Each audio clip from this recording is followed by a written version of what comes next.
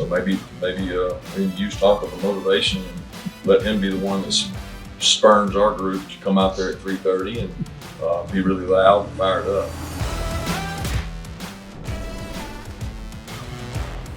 Hello and welcome in. It's always college football. Thanks so much for being with us. Wherever it is you're coming to us from, whether it's the podcast or if the ESPN YouTube page is how you're getting to us, we appreciate you being here. We have a great show in store for today, like all of our end of the week shows. We always want to talk about the matchups. We try to break them down as best we possibly can, and I'm not going to try to spin it this week. The matchups leave a little to be desired. We have some interesting ones, and we'll break those down as best as we possibly can, but we're also going to give you a long list of games and teams that might not feel a ton of heat based on who they're playing against, but maybe something we'll be watching closely with them as they move forward in the season. For instance, just an example off the top of my head, Notre Dame. They've been great defensively, but if there's one thing I'd like to see from them, maybe a little better sack output, things like that. So we'll talk about Colorado. We'll talk about Alabama. We'll talk about Ohio State. None are likely to be threatened by the teams they're playing against this weekend, but there is something that they could potentially work on and potentially improve on as they move forward next week and the week after that into what should be much more difficult competition. But the big games of the weekend are pretty obvious, right? You got LSU and Mississippi State. You got Florida, Georgia. You got Georgia, South Carolina. You got Kansas State and Missouri. You got BYU Arkansas. So there are some intriguing games. You got the backyard brawl between Pitt and West Virginia. We'll break those games down on both sides of the aisle, but we got a lot that we need to get to. As always, we continue to appreciate your support of the program by liking, by rating, by subscribing to the podcast wherever you get your podcast. If you can leave us 5 stars, that'd be awesome. We'd really appreciate that as we continue to pursue the college football season the way we think it should be pursued. Let's not waste any additional time. Let's get to some of the great matchups of the weekend. Well, on a limited slate, we look at some games and try to assess whether or not they can be competitive.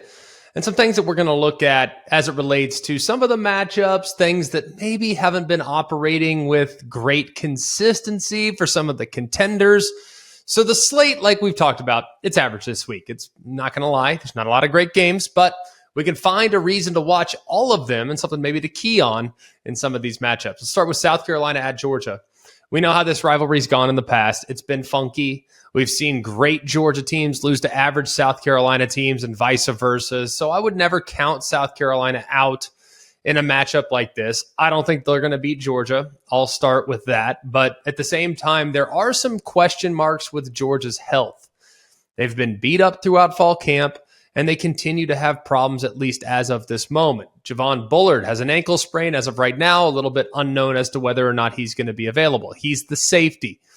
Wide receiver Ladd McConkey has been out the last couple weeks. Back injury suffered at the end of fall camp, which is concerning too, especially for a wide receiver that has such big play potential. You got Dylan Bell, who's been filling in at running back. He's healthy, by the way, but he's a wide receiver that's playing some running back because they're so beat up in the running back room. So it's just been I'm not going to say it's a mash unit by any stretch. You got Austin Blasky. You got guys that have been out that hopefully can make their way back. But right now, at least early in the season, Georgia's depth being challenged, but in a good way. I think you're getting some young guys in there and guys that you can rely on. Like, for instance, we know Ladd McConkey's fine. Like, we don't need to see him right now against lower level competition and or against South Carolina to know that he can be a factor down the road when the level of competition increases drastically. Another thing that I'm watching with Georgia, the offensive line has not, I know it's a very talented group. I know it's a very capable group, but as of right now, I don't feel like they're playing their best football. Wouldn't expect them to be. It's week 3. Several offensive lines across the country have been underwhelming, at least up to this point, but we're talking about a group that's even really only allowed 1 sack. But it's really been the run game. And I know, like I said a moment ago, they haven't really had a real long list of healthy, active running backs that might be difference makers. But you think about they're averaging just 129 yards per game and just 99 against Ball State. So as you ramp up level of competition, you would like to think that Georgia can take some of the pressure off the passing attack with a capable run game. How does South Carolina make this thing interesting? Of course, okay. Few reasons why I think they're going to have to operate at a ridiculous level just to make it interesting. And even if they do all these things, it doesn't necessarily mean they're going to win. But here's what they have to do to make it interesting. Spencer Rattler's got to be absolutely out of control. And he has been excellent so far this year. Granted, last week, take it with a grain. You go and you play like you played against lower level competition, you're going to roll. But we're talking about a guy right now that's thrown for about 700 yards in 2 games. And you look at how he played, especially under duress against North Carolina. I mean, he was running for his life, having to extend plays, having to get the ball out quick. It was not ideal circumstances for Spencer Rattler, but I think he showed some of his maturity. I think he showed that he was going to hang in there. He's going to battle. He's going to do the best he could. There was a few lapses in situational awareness, like maybe the 4th and 19, where he threw a comeback at 8, 9, 10 yards. That's a shot where Dowell Loggins is designing a throw that's going to go to the end zone, and Rattler threw it underneath because they were playing very soft in coverage. Even if it's picked, you still got to throw that ball. Either way, he has been very accurate, and I think he's been really solid when it comes to being good enough to extend plays and allow his receivers a little bit more time to uncover. Last year, Spencer Rattler didn't look comfortable at all against Georgia. I mean, at all. Granted, different offense, different style, more mature, further along as far as his own development. So last year, people are pointing to, well, he's 13-25 last year, he had 2 picks, all this other stuff. I think he's a much better player this year than he was when he faced the Bulldogs last year. He's not going to run. It's not who he is. All of last year, he just had 46 yards rushing. But he can buy time. But I think against Georgia, Dowell Loggins has got to be real smart about putting him in a position with that offensive line that has some question marks, might be going young, even in a couple places with some freshmen that got thrust into the lineup last week. They're going to have to be really smart about how they attack, how much time they take, and how quickly they're getting the ball out of his hands, and slow the pass rush with some screens and some things that might be a little bit of misdirection. So he's got to play out of his mind. The offensive line has to be so much better than they've been.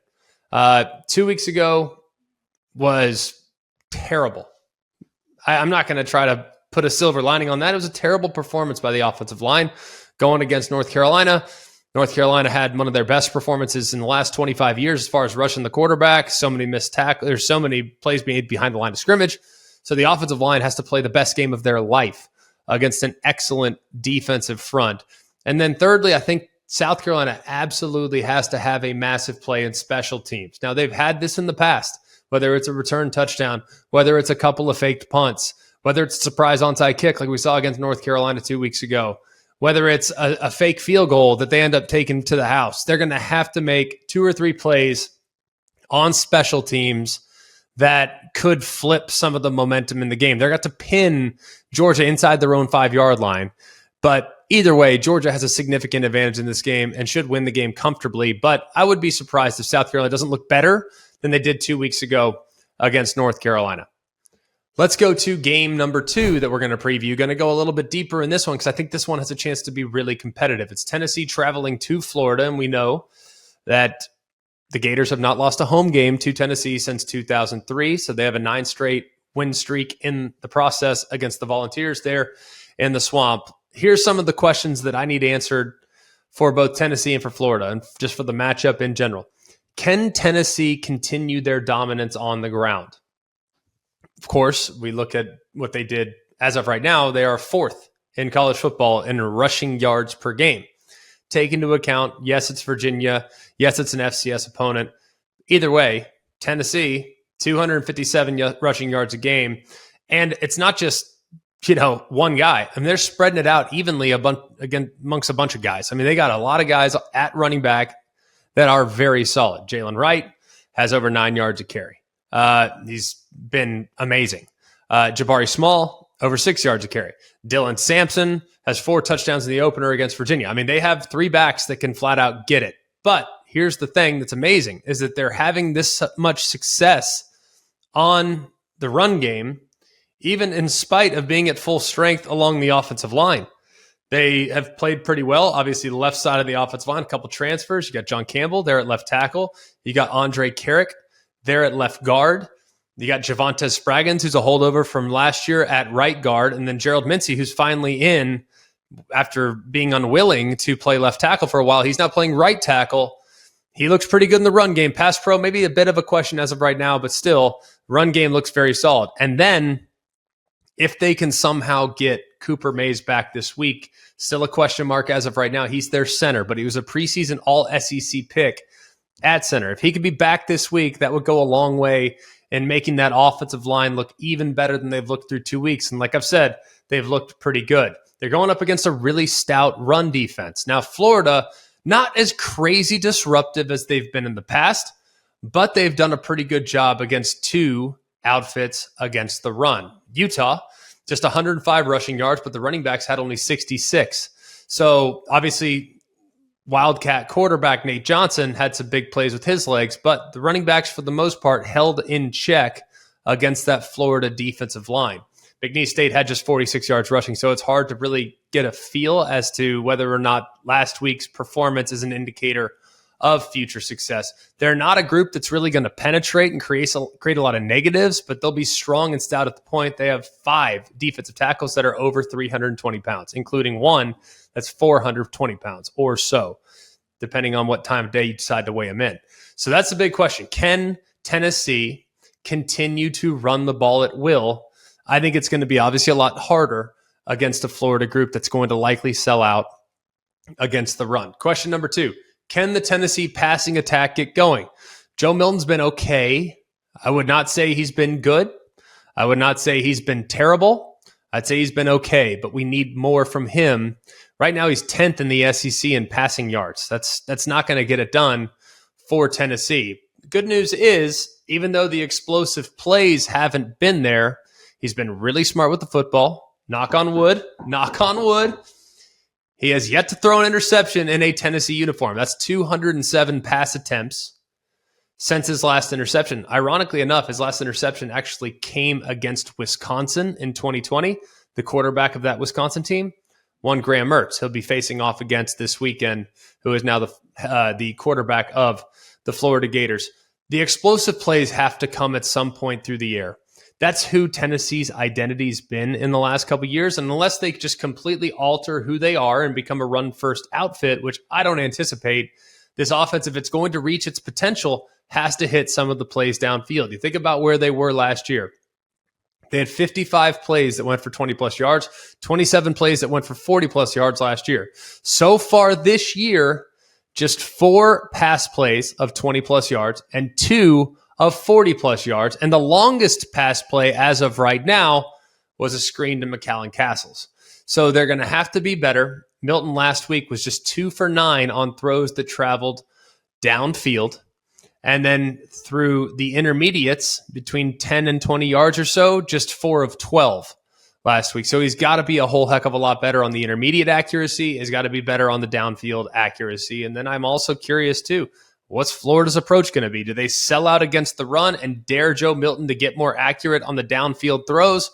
Or do they maybe play a little more conservatively, hope that they can hold up front in the run game while trying to defend the deep ball like teams have done up to this point? So that's, I think, a big question mark. Can the Tennessee passing attack get going against a group that I'm not sure exactly what they're going to prioritize as far as what they take away?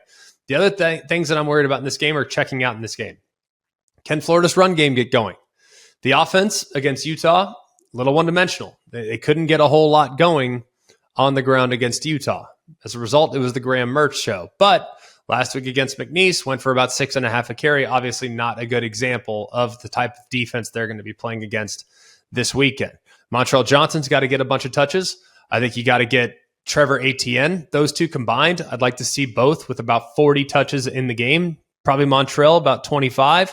I think ATN maybe 10 to 15. Then if you get Webb in there, he's the number 3 back. He had a nice look against McNeese last week. Couple touchdowns in the process, up to 71 yards.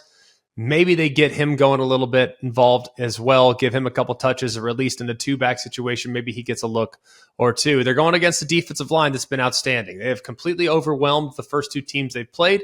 They lead the SEC in tackles for loss with 25 and have allowed just 87 yards rushing per game up to this point. Of course, it's going to be very difficult, I think, to run it on a group that moves and stunts and features athleticism. So if they can't run it, can Graham Mertz beat Tennessee? It's a big question. So far on the underneath stuff, he's been lights out. He's 35 of 39 on throws that travel less than 10 yards downfield. Most of that is going to be at the line of scrimmage. I think he's 16 of 17 on throws at the line of scrimmage and has just 3 incompletions on throws under 10. But are they going to basically come up? Tennessee, are they going to come up and get aggressive with the defense that appears to be very improved? Their pass defense, I think, is better. I really believe that they are.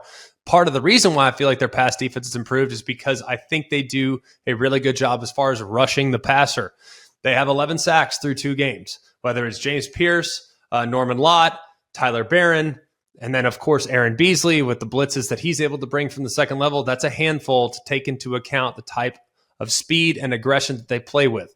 He's going to go after Ricky Pearsall, and I think Tennessee needs to sell out against Ricky Pearsall. So far, 20 targets so far this year. The next closest Gator has only been targeted 6 times. So Ricky Pearsall, the all-points bulletin for Tennessee defensively, will be on the transfer from Arizona State. The last thing you need to take into account, Tennessee has kind of struggled on the road. People will point to last year's LSU game as the anomaly. I agree. Last year's LSU game was a phenomenal performance. They jumped out and got going pretty quick. But you look at some of the other performances. They were down 10-0 to South Carolina, 17-7 to Pittsburgh, 21-3 against Georgia. They have not gotten off to great starts on the road in the last 2 years, so they need to be better on the road in what should be a hostile environment. I lean Tennessee in the game. I just think they have a little bit too much firepower, and I think Joe Milton's due. I think he's going to play better. I still expect the pass rush for Tennessee to have some success, and I think Graham Mertz will feel the heat a little bit if they can't get one of their other wide receivers going. So I'm taking the Vols, and I also think I'm not quite going to lay the points. I don't trust them enough just yet to do that. But I think the Vols close in this game. And then finally, Kansas State and Missouri, a little bit quicker on this game. Right now, I look at Kansas State's defense, and I think Austin Moore is a guy that everybody needs to know about. Missouri's ground game, it worked against South Dakota, but they couldn't get much going last week against Middle Tennessee. Now they're up against a group that has totally stuffed Troy, and Troy had one of the longest winning streaks in the country prior to coming up way short last week against Kansas State. This is a group that really lives behind the line of scrimmage. They're very athletic in the front. I think they're more athletic than they were last year, and they're going to continue to press the issue, especially with some of the athletic guys up front. Keep an eye on Austin Moore. That's the guy that you need to really account for. He is off the charts good. Brady Cook's the quarterback for Missouri. Last year, really struggled in this game. So I think it's going to be really important for the run game to get going for Missouri. If they can't get the run game going, it's going to put a lot of pressure on their quarterback, and I think that's going to be a very difficult one to be in. And then they go up against Missouri's defense. They absolutely 100% have to stop the run. The Wildcats, 235 yards and 3 touchdowns last week against a Troy defense that's really solid. People are going to say it's Troy. That's a really, really solid defense. And Missouri needs to make sure they keep Phillip Brooks in check. He's that kind of do-everything piece now for the offense. They obviously have excellent running backs, but Brooks is the guy that can kind of do a lot of different things for you and beat you a lot of different ways. 7 catches, 94 yards and a touchdown, while also scoring on the ground last week against Troy. So keep that guy bottled up as best you can. I think this is going to be a really tough game that's going to be found in the line of scrimmage. I expect it to be pretty low scoring. I think both defenses I have a ton of respect for. I just like Kansas State's offense just a little bit better. I think they get it done, but I expect it to be a really, really close ball game. I'm thinking a field goal at the buzzer secures it for the Big 12 champs. Have you ever dreamed of hitting the road in your very own customized Mercedes-Benz Sprinter? Follow college football all season long by hitting all the biggest games in college football's most celebrated stadiums. At ESPN, we dreamed that dream, and with the help of Mercedes-Benz, we made it happen. This year, our very own Jen Latta has teamed up with Mercedes-Benz designers to create a road-ready, fully functional, state-of-the-art podcast studio on wheels. The ride is pure Mercedes-Benz with all-wheel drive and the latest driver assistance, safety, and tech. The podcast studio must be seen and heard to be believed. A spacious and chill conversation space with mics, camera, and mixing board to capture the action. On board, Jen Latta will be interviewing some of the biggest names in college football. All points to Mercedes-Benz for always bringing some extra. Out back of the Sprinter, they're innovating, pushing the science of the tailgate, complete with grill, cooler, TV monitors, and more. This is hashtag van life meets the fan life. To get an inside look to this one-of-a-kind, blow-your-mind collaboration came together, visit mbvans.com/sprinterlabs. The Mercedes-Benz ESPN College Football Podcast Sprinter coming soon to a game near you. The Backyard Brawl. Pitt is traveling to Morgantown to take on West Virginia. No love lost in this game. Honored to be on the call. Can't wait to be there for this. I've called egg bowls, but based on the people I've talked to, this is about as hostile as it gets. Both teams right now trying to find their footing. You look at what West Virginia's done up to this point, defensively have been the biggest concerns, in particular giving up big plays. His secondary has struggled. Been soft in coverage, have given up big plays. They're among the worst as far as giving up 25-plus yard passes. Penn State crushed them on it, but part of that was, I think, because of how they sold out against the run against Penn State. Dared Drew Aller to beat him, and Drew Aller was able to do that in what was a relatively convincing victory. The other side of the ball for West Virginia, Garrett Green, excellent athlete, threw the ball really well downfield last week. Can some of the success that he found last week carry over with a wide receiver core that I think is still kind of trying to find their footing? Keep an eye on the tight end too, Cole Taylor. I think he's got a chance to continue to grow in this offense. And there might be a player here or there, whether it's Devin Carter, who missed last week. If he's back, he's probably going to be the go-to guy, I would think, in the passing attack. They're going to try to run the ball too, but with Pitt, albeit last week not the case, Pat Narduzzi's defenses are going to sell out against the run. It was not a good performance whatsoever from Pitt just a week ago. Gave up a lot of big plays early to Cincinnati. They got gashed, they missed tackles, and it was a very uncharacteristic performance from a Pitt defense that's been very proud for a number of years. You would think that that group's probably heard a lot of chatter this week from their head coach and from their defensive staff about how they fit in the run, how they tackle in space, and how they get ball carriers to the ground. Phil Jurkovec is now the quarterback for Pitt, and the accuracy issues that plagued him at Boston College continue to exist. He was just 10 of 32 last week, 4 completions in the first half, and they have to find a way to get Bub Means going. Bub Means is their big, physical wide receiver with great speed on the perimeter. You hear all off season about what Bub Means might be able to do in this offense. Well, 11 targets last week against Cincinnati, 0 receptions. He's got to make contested catches, and he's got to be a difference maker for the Panthers moving forward. And then as far as what West Virginia has to try to do against Phil Jurkovec, can they pressure him? Can they get heat on him? And can they lock down in coverage a little bit on the back end? I think this is going to be a great game. Can't wait to be there. Expect it to be pretty low scoring and to be a dogfight because both defenses have heard some whispers the last couple of weeks about subpar performance. It's going to be an awesome one to watch. Let's go to Minnesota and North Carolina. Minnesota's offense is one that's a little bit difficult to figure out. Yeah, they were able to run the ball really well against Eastern Michigan, but the passing attack under Ethan Kaliakmanis, you thought that that group was going to be significantly improved. Well, as of right now, it's a group that's still trying to find themselves just a little bit. So I think the best thing for Minnesota is that the style of play that they're going to employ will keep Drake May off the field. So maybe their best defense is going to be their offense. Can they run the football? We look at what North Carolina did last week with their defensive performance against Appalachian State. It was a little bit unrecognizable compared to what we saw the week before. Last week against Appalachian State, they gave up 219 yards on the ground. Remember, just 2 weeks ago, how many sacks, how many negative plays, how much pressure. They played phenomenal. You thought that group had turned the corner. Well, they took a little bit of a step back last week, but you would think they've heard about it all week long. I think they'll play better in this particular game. It's going to be interesting to see exactly how the touches are divvied up. You got Darius Taylor, the excellent running back, went for 193. Sean Tyler added 93 more. All of a sudden, I think this Minnesota offense is reverting back a little bit more to who they were last year. So I think they're going to have to try to impose their will at the line of scrimmage. As far as North Carolina's offense is concerned, we know who it starts and finishes with. It's absolutely Drake May. Even though last week, Amarian Hampton had 200 and something yards on the ground against the proud Appalachian State defense. That's going to be mostly to take some of the pressure off of Drake May. When Chip Lindsey was hired, the new offensive coordinator for UNC, they wanted to be more balanced. They found that balance last week, and Drake May, doing what Drake May does, put together a remarkable 2-minute drive to give themselves a chance to steal it in regulation.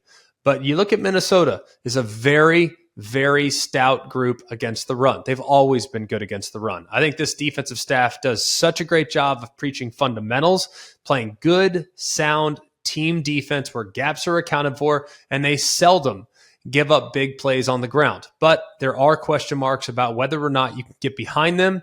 And there are also, at the same time, in the absence of Tez Walker, there are still, even though some people disagree, I think there are still question marks about the wide receiver group at North Carolina. Drake May is going to make everyone look good, but against a group that might be able to stymie the run completely, can he make those wide receivers look great? Because there are some favorable matchups for the Tar Heels on the perimeter. I'm taking the Tar Heels. I expect it to be close, and I think Minnesota will shut down that run game. But, man, it's really hard to shut down Drake May. Let's go to LSU and Mississippi State. One of the better games of the weekend, I might add. Vegas doesn't think so. Vegas has LSU as a 10-point favorite. Was a little surprised by that number. Felt like a lot. But when you take into account how LSU's offense has played for 3 quarters of the season, so 6 out of the 8 quarters that they played, the offense has been awesome. First half against Florida State, last 4 quarters, obviously last week, albeit against lower level competition. You think about what they've done, they've been pretty good. And we're just watched Mississippi State defense that while they survived against Jaden DeLora and co., that'd be Arizona, for those that don't know who Jaden DeLora is, he's awesome. And he's got great mobility. And Mississippi State, I think, struggled at times with the mobility that Jaden DeLora was able to present. The problem is Jaden DeLora and company turned the ball over a million times.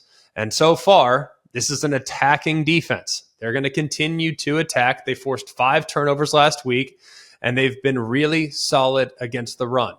Well, LSU is not a team that's been super committed to the run, at least up to this point. You would hope that that group continues to excel. But I think this is really going to be about Jaden Daniels. Can he extend plays? Can he make moves on the run? Can he find positive and favorable matchups down the field? I think he can. It'll be really interesting. When Mississippi State's offense is on the field, I'm not sure a ton of people have paid close attention to just how much they've shifted with their offensive mentality. Remember, they were a air raid style of attack. And there was ever a game in which Will Rogers wasn't throwing 50-plus attempts. It was almost surprising.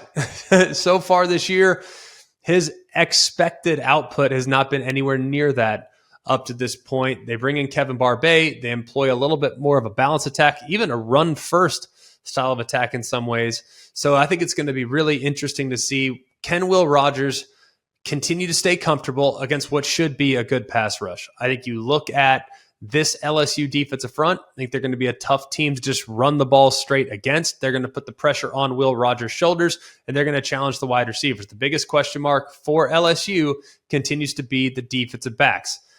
I think at this point, they lost a lot of one-on-ones against Florida State, but obviously we're not going to get a great indicator as to whether or not they've taken the next step with Grambling. They've shuffled the deck a little bit. They have some new faces in there, trying to play a bunch of guys, trying to figure out who's going to play the very best. The big question is, can the Mississippi State receivers take care of business against the LSU DBs?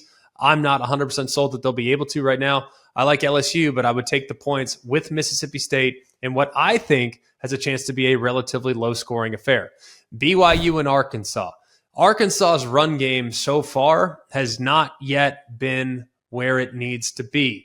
Against both Penn State and Western Carolina, they're averaging about 3.5 yards a carry. That's not what you want. Arkansas has to get the run game going.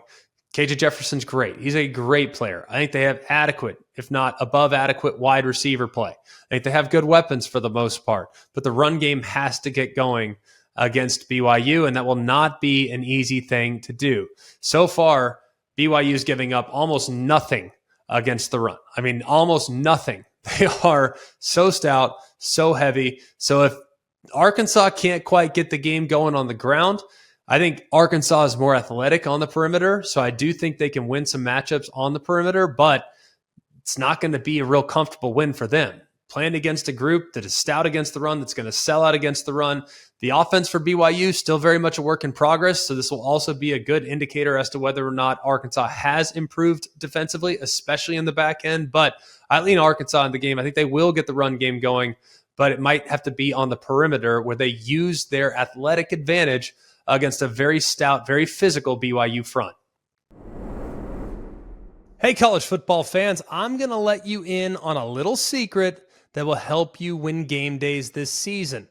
Eckrich smoked sausage. You're probably asking yourself, Greg, could it be that easy?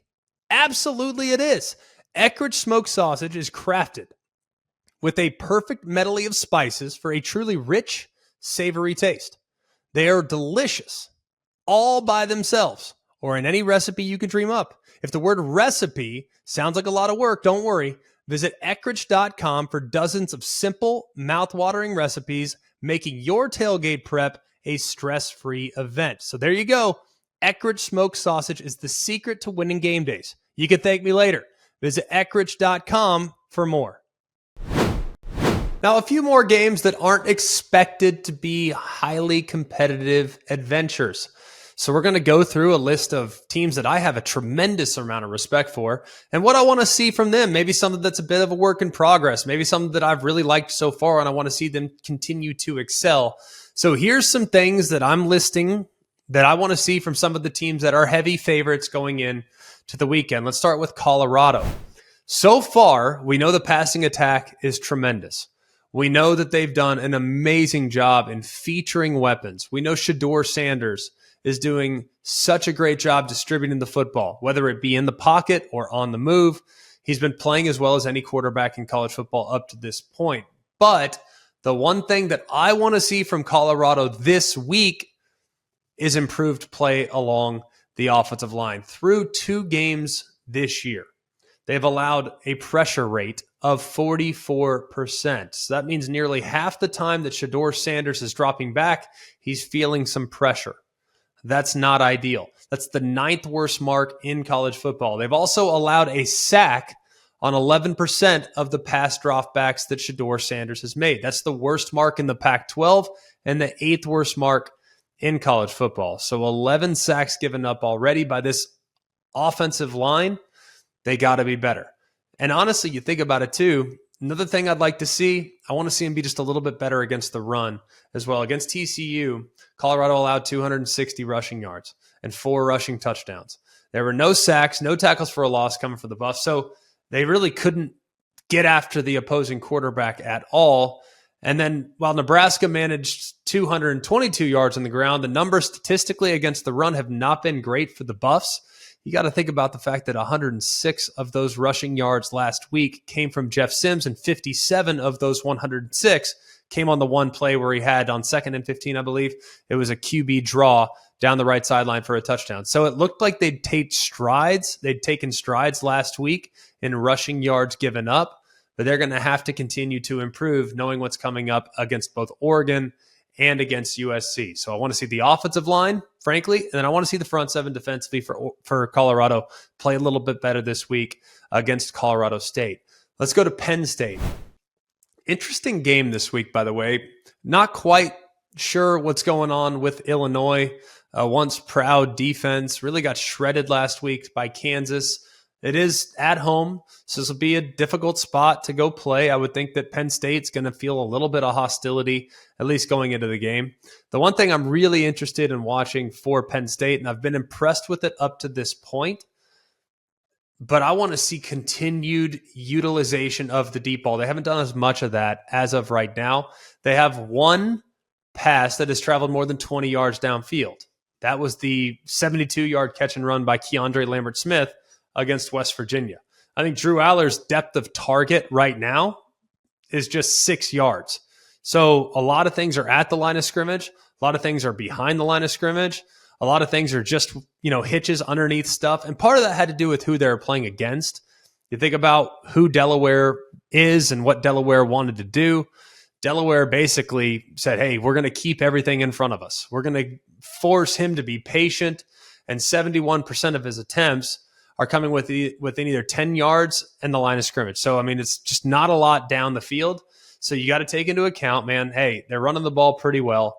You know that Katron Allen and Nick Singleton are doing a great job there. But at some point, as Penn State continues to develop as a team this year, the deep ball passing attack off of play action is going to have to be a big part of what they use. And then another thing on the defensive side, that prowler position, people might not know exactly what that is. It's kind of like a hybrid position for Manny Diaz's defense. Last year it was occupied by Jair Brown, who I loved. He's one of my favorite players in all of college football. Now it's being occupied by Jalen Reed. Now, Reed played only 9 defensive snaps against Delaware, got a little banged up. But I think in this game, it being the Big Ten opener, he's going to need to showcase what he can do from what is a very important spot in that defense. Last year, Jair Brown was very disruptive, had 4.5 sacks, had 7 tackles for loss, and it really created some position versatility for Manny Diaz. So I'm going to be watching Jalen Reed and how comfortable he is in that role that was departed by Jair Brown. So that prowler position and the deep ball passing attack, that's what I'll be watching very closely for Penn State when they go up against the Illinois Fighting Illini. Notre Dame. What do I want to see from Notre Dame as of right now? 4 sacks in 3 games, which is not what you want, right? That averaged over the course of a 13-game regular season would be 17 sacks. That's going to be about 120th in college football if they continue at this rate. Now you're going to say, well, hang on a second. They played Navy. Not a lot of opportunities for sacks against Navy. They obviously played against Tennessee State. There were some opportunities for sacks in that game. They just couldn't quite reel them in. And then they had plenty of pressure on Brennan Armstrong last week, but they have to do, I think, a better job of when they get there. If they can get there just a touch quicker, that'd be awesome. But when they get there, they got to be able to drop the opposing quarterback to get teams off of the field. Now, here are the positives. Love what they're doing as far as completion percentage allowed. Love that they have 5 interceptions. Love that they're 7th in total defense overall. They're 11th in red zone touchdown percentage, 15th in scoring, 15th in touchdowns allowed. That's 3.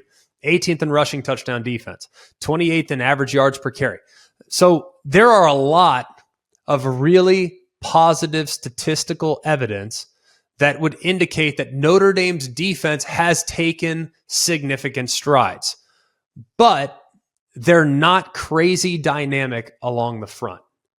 And against the likes of USC, against the likes of Ohio State, against some of the teams that they'll face way on down the road, Duke, for instance, heck, even Clemson, even though they're not ranked in the top 25 right now, can you pressure Cade Klubnik? If Notre Dame's going to get where they want to go, and that's to the playoff, and then when they get to the playoff, to beat some of the teams that they might face off against in the playoff, they're going to have a little bit more dynamic front along the defensive line. So I don't know if that necessarily means using the linebackers a little bit more, whether that's number 8, Maris Leofau, number 27, J.D. Bertrand. Like, are they going to blitz those guys a little bit more? What about Jack Kaiser? You know, obviously a really versatile weapon, especially in some sub packages. I think he's got some good speed. And another guy, too, I'm super, super bullish on is number 3, Jalen Sneed. I think he might be, arguably in their front 7, he might be their most dynamic guy. Now, he's young, but he's a great blitzer, and he plays really hard. So I would expect his role to grow. So I'll be watching closely how they are able to affect the opposing quarterback this week against Central Michigan. And by the way, this opposing quarterback that they're playing, Bert Emanuel, now he can run and he can extend plays and he's going to get outside the pocket and he's going to create a few issues for you defensively if you're not really sound. I love the back end. I think the secondary is great, but I want to see that pass rush tee off, whether it's Botello, whether it's Jean-Baptiste, the transfer from Ohio State, or whether it's Joshua Burnham. I want to see the defensive line get after the opposing quarterback this week. They've done an adequate job, but if we're going to find one area for Notre Dame to really improve, to make this defense go from great to elite, that's where that improvement needs to come. Let's go next to the Florida State Seminoles. Nitpicking here, by the way, because I've loved everything I've seen from them through the first 2 weeks of the season. I want to see them continue to develop adequate depth. And I thought that there were some nice takeaways from some of the things Mike Norvell has set up to this point this season. He said he did an off-season study which the results showed that over the last 4 years, national champions had just one defensive lineman play more than 50% of the allocated snaps. So as a result, they're taking that to heart. Fabian Lovett, obviously off-season injury, has just 32 snaps through 2 games. He's a defensive tackle. Joshua Farmer, over two games, 40 snaps. Dennis Briggs, 33 snaps. Jared Verse and Patrick Payton, those 2 unbelievable edge defenders, just 66 snaps each. Now, I think it's going to be really interesting to continue to watch some of the guys that are rotating into the lineup. Are they going to continue to get the run that they've gotten up to this point? Because that might be really beneficial down the road. When you can roll guys and you're not concerned about taking your ones out in favor of your twos, that's going to keep guys fresh. That's going to keep them aggressive. And that's going to make sure that, hey, man, I got 30 snaps tonight to make a play. I'm going to make every single one of those 30 snaps count. So continue to watch Florida State against Boston College this week. How much are they rolling their guys in the front 7 defensively? And when they do roll them, are the twos as effective as the ones? If they are, look out. That's a great sign for Florida State's defense. Let's go next to Ohio State. They're teeing off against Western Kentucky. A lot of eyes are going to be on the offense. With all due respect, I'm not going to learn a ton about Ohio State and their ultimate potential by watching them move the ball up and down the field against Western Kentucky. Western Kentucky right now, they're averaging 450 yards a game. So my thought process when watching the Buckeyes this weekend will be watching their defensive backs. They've got a very veteran quarterback, Western Kentucky does. That's Austin Reed. The guy's thrown for 1 billion yards in his career. It's kind of an air raid style of attack, but they will push the ball down the field a little bit more. It's not dink and dunk. They're going to be dynamic. Now, this is a difficult offense to defend. So far, the defense for Ohio State has shown improvement by leaps and bounds. They are not giving up the big plays that they gave up down the stretch last year. They've given up just 12 plays of 10 or more yards. That's the second best in college football. They've only given up 3 plays that have gained more than 20 yards. So they have done a great job eliminating the big plays. That was a big point of emphasis in the offseason. The other thing that I don't feel like either side of the ball is doing a great job of right now, offensively, they've been just 7 of 23 on third down. I want to see them play better on third down. And then defensively, last week against Youngstown State, they gave up 7 of 15 conversions, which is just not great when thinking about the level of competition and being able to extend drives. So I'll be watching a lot of that Ohio State defense. I believe they've improved. I really genuinely believe that they have improved drastically, but I want to see it to continue on because I do think this is the most difficult offensive test that they've faced up until this season. Alabama. They go on the road to Tampa to play against South Florida. A little bit of an obscure game now against Alex Golish, who's taking over at South Florida. He's formerly the offensive coordinator of Tennessee. So we know that this is a style of attack that has at times given Alabama a few fits. I, however, will not be watching the defense in this game because I don't know if that's necessarily going to be an indicator of future success. What I want to see from Alabama, more than anything else, so many people are going to sit there and say, well, I want to watch the quarterback. I want to watch the quarterback. I want to watch the quarterback. I do too. More on him in just a minute. But I want to watch the offensive line. The offensive line so far against Texas, they averaged just 2 yards a carry. All right, 2 yards a carry against Texas. The offensive line is the strength of this team. They're the biggest, strongest offensive line that Alabama's had in a really long time. However, they have been very susceptible to the pass rush, have not handled that very well. And so far through 2 games, they have not gotten the movement up front that they're going to need to have when the level of competition ramps up and SEC play commences just a week or 2 from now. So I'll be watching the offensive line very closely in this game, and then naturally I'm going to be watching the quarterback. Jalen Milroe had his confidence shaken just a little bit last week. You could tell at times he was seeing ghosts, got hit a couple times. Next thing you know, his eyes are start going to the rush, and he's not seeing out in front of his wide receivers as he's delivering the football. Do his eyes drop? I'll be watching that very closely.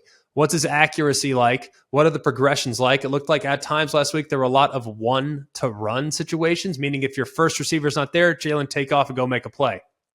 Well, are they going to give him a little bit deeper playbook to say, hey, man, here's progression, 1, 2, 3, and then go? So I'll be watching that very closely to see if he's taken strides in that regard. Also be watching the ball security. That's the biggest question mark coming into the season. It remains a question mark 2 games in. Can Jalen Milroe be smart with the football? And if it's not there, is he still going to try to fit it in? Because if he does and it gets intercepted, he'll probably have to give way and get some reps from Tyler Buckner, potentially Ty Simpson. Who knows, maybe even Dylan Lonergan, the true freshman, even though I don't know if he's quite ready to get real live game reps at the college level. So I would think if he's not playing well early in the game, they're going to try to get another quarterback in there, see if he handles it a little bit better.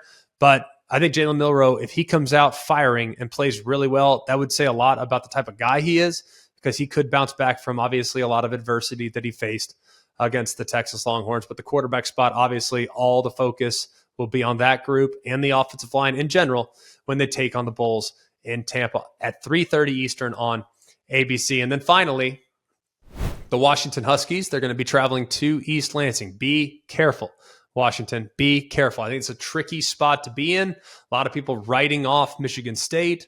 A lot of people saying, well, they don't have their coach. There's a lot of distractions, all this other stuff. Be careful. You back a team into the corner like this, they're going to come out swinging. I think Michigan State will play really hard in this ball game. So really be the first test for Washington's defense through the air. We know they're great in the front 7 defensively.